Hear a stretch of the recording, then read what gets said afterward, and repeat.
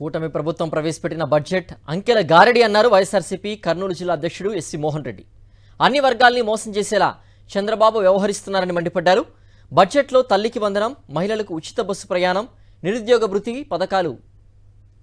భృతి పథకాలకు నిధులు కేటాయింపు లేదని ఆరోపించారు. ప్రతి మహిళకు 1500 రూపాయలు ఇస్తామని చెప్పి 9 నెలలు గడుస్తున్నా అమలు చేయలేదని విమర్శించారు. గత వైఎస్ జగన్ ప్రభుత్వంలో ప్రజలకు ఇంటి వద్దే సంక్షేమ పథకాలు అందించామని గుర్తు చేశారు.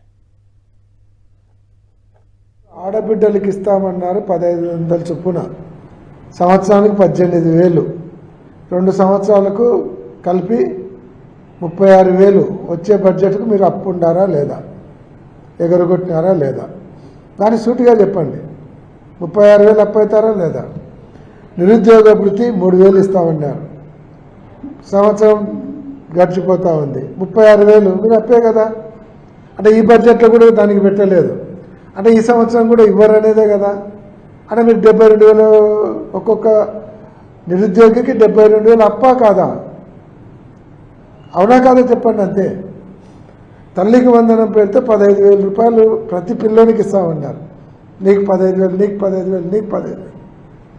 దానికి దాదాపుగా 13,50 కోట్లు కావాలి. మీరు పెట్టిందంట 8,278 కోట్లు పెట్టినారు.